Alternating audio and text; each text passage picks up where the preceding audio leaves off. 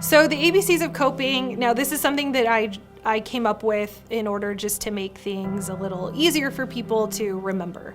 So A is awareness, an awareness of how we're feeling, noticing our thoughts, our physical sensations. So our body tells us a lot.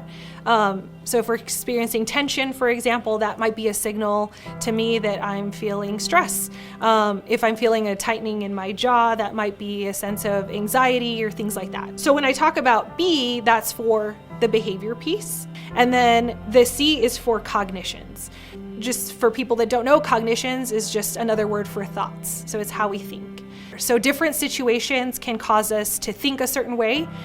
So for example, with the pandemic, a lot of people are feeling a sense of loneliness. So they're thinking, I'm all alone, and then they feel depressed. And so they tend to engage in social withdrawal, maybe overeating, oversleeping, things like that. And when we have an awareness of what's going on for us, it can help sometimes dig ourselves out of that hole instead of kind of continuing with that cycle of how it's affecting us. And so we can maybe change the way that we're viewing or thinking about a situation. I think what's most important is to acknowledge that a thought is just that. It's a thought. It's not truth. It's not fact, just because we think of it. It might have an element of truth or fact to it, but it doesn't make it set in stone. And there are different ways that you can deal with your thoughts. So one strategy is to notice them and allow them to come and go. There's an exercise called Leaves on a Stream. It's a mindfulness exercise where you just picture in your mind that each thought that comes into your mind, you picture placing it on a leaf and then watching it flow down a stream.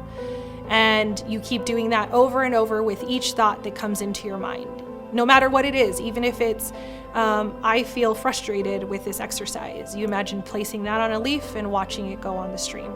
So you're not fighting with it, you're not getting entangled with the thought, you're not doing anything to change it, you're not trying to decrease the thoughts, it's just placing them on a leaf and imagining them go by. Where it's the 3 C's. So you catch it, you check it, you change it.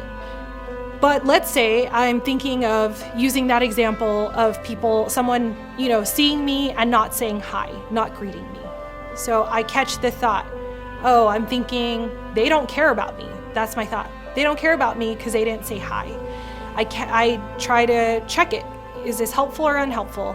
Well, that's unhelpful because I know that the next time I see them, I'm not going to want to greet them and I'm not going to want to engage with them because I think they don't care. So then how do you change that? Well, you take a look at it from a different perspective and consider alternatives to that thought. So for example, more balanced or realistic thinking. Perhaps they didn't see me. Perhaps they were in their own head kind of thinking about something else. Maybe they didn't notice me with my mask. Maybe they weren't wearing glasses. These are all other realistic or more balanced alternatives than just kind of going directly to the negative. I think starting with the awareness piece, many times we're doing things that we don't recognize that we're doing or that they're a problem. Many times we're not identifying that we're thinking a certain way and we don't recognize how those thoughts actually impact us, actually impact our behaviors, impact our relationships. So if I'm caught up in my thinking and it's starting to make me feel down or anxious, then my behavior might be related to like avoiding people, avoiding certain places, avoiding doing certain things, and then or engaging in other unhealthy behaviors.